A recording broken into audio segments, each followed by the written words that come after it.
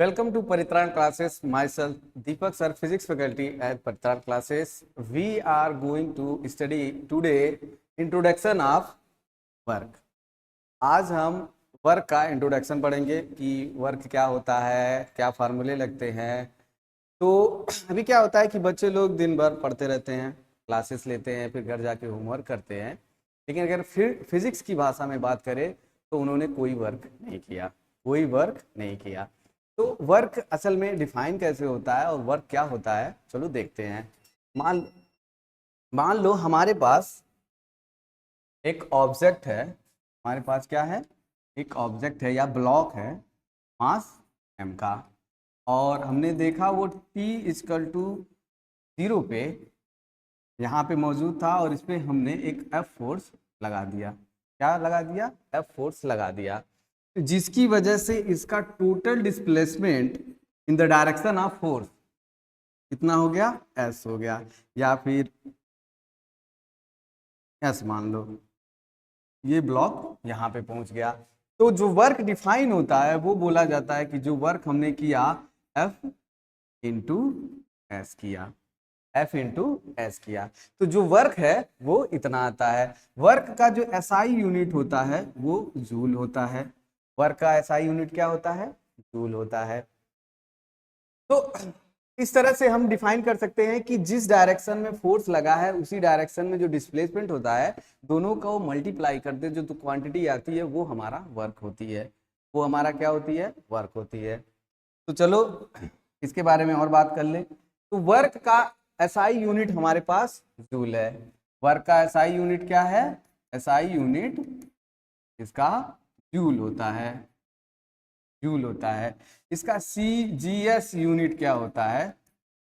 इसका CGS unit ERG अर्ग होता है। और इसका डायमेंशन, डायमेंशन ऑफ वर्क क्या हो जाएगा? डायमेंशन ऑफ वर्क हो जाएगा ML² T/-2, ML² T/-2। Work जो होता है, work is a scalar quantity. Scalar quantity work जो होती है हमारी, वो कौन सी क्वांटिटी होती है? स्केलर क्वांटिटी होती है। इसका मतलब है इसका सिर्फ मैग्नीट्यूड हमें मायने रखता है, इसका डायरेक्शन हमें कोई भी कुछ भी बताता नहीं है, ना ही हमें इसकी जरूरत है। तो आगे चलते हैं कि अगर ऑब्जेक्ट पे अलग अलग डायरेक्शन में, अलग अलग एंगल पे फोर्स लग रहा हो तो हमारा वर्क क्या आएगा। तो उसके लिए हम पहले देख लेते हैं कि ये ब्लॉक है जिसका मास m है, इस पे एक फोर्स लग रहा है हॉरिजॉन्टल से, क्या? थीटा पे।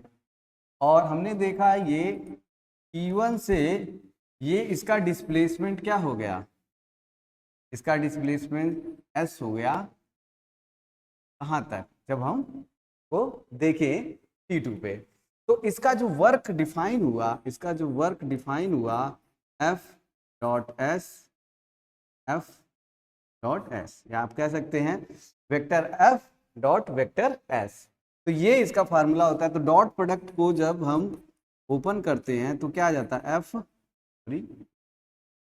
F.S cos theta, F.S cos theta. तो हम कह भी सकते हैं कि अगर ये फोर्स F लग रहा था तो डिस्प्लेसमेंट के डायरेक्शन में जो फोर्स आएगा वो क्या होता है? F cos theta. और इसी फोर्स का हमें क्या मिलता है? वर्क मिलता है। तो हम कह सकते हैं कि अगर F हमारा किसी थीटा एंगल पे लग रहा हो तो उसका वर्क क्या होता है? F.S cos थीटा होता है। अब इस थीटा की वैल्यू पे, इस थीटा की वैल्यू पे हमारा वर्क पॉजिटिव नेगेटिव डिफाइन होगा। अगर हम ले लें कि थीटा इक्वल टू 0 हो, थीटा इक्वल टू 0 हो, तो वर्क इक्वल टू हो जाएगा F.S cos 0, जिसकी वैल्यू हो जाती है F.S। क्या हो जाती है? F.S हो जाती है। चलो इफ थीटा इक्वल टू 90 हो जाए, थीटा इक्वल टू 90 हो जाए, तो वर्क बराबर हो जाएगा F.S cos 90, जो कि 0 होता है। तो अगर हम डिस्प्लेसमेंट के परपेंडिकुलर डायरेक्शन में फोर्स लगाएं तो उस फोर्स द्वारा किया गया वर्क क्या होता है, 0 होता है। उस फोर्स द्वारा किया हुआ वर्क 0 हो जाएगा। ये पॉजिटिव वर्क था, क्या था, पॉजिटिव, ये भी पॉजिटिव वर्क है। अब इफ थीटा आप लगा दो 180 डिग्री पे, थीटा लगा दो 180 डिग्री पे, तो W इक्वल टू क्या हो जाएगा, एफ एस कॉस 180 डिग्री, इसका मतलब हो जाएगा ये नेगेटिव एफ एस आ जाएगा। तो देखो यार, वर्क हमारा नेगेटिव आ गया, वर्क हमारा क्या आ गया, नेगेटिव। हाँ, स्केलर क्वांटिटी होने की वजह से वर्क पॉजिटिव भी हो सकता है, 0 भी हो सकता है और नेगेटिव भी हो सकता है।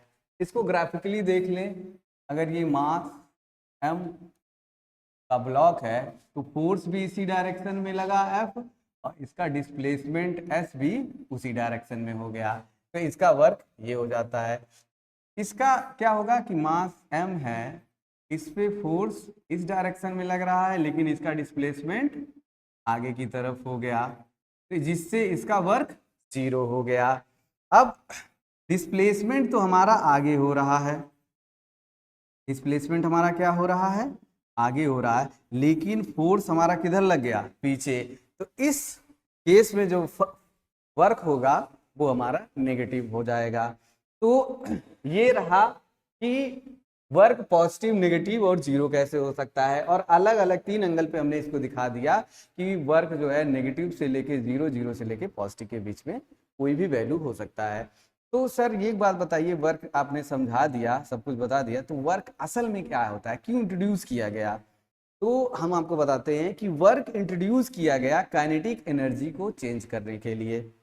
काइनेटिक एनर्जी को क्या करने के लिए, चेंज करने के लिए। मान लो कोई m मास का ऑब्जेक्ट v वेलोसिटी से मूव कर रहा है, तो उसका हाफ mv² उसकी काइनेटिक एनर्जी होती है। अब जब तक हम उस पर फोर्स नहीं लगाएंगे उसकी क्या नहीं चेंज होगी, उसका वेलोसिटी नहीं चेंज होगा, तो उसका काइनेटिक एनर्जी कांस्टेंट रहता है। अब क्या है, फोर्स लगाते हैं, तो फोर्स लगाने पे उसका क्या है, उसकी वेलोसिटी बढ़ भी सकती है, उसकी वेलोसिटी घट भी सकती है।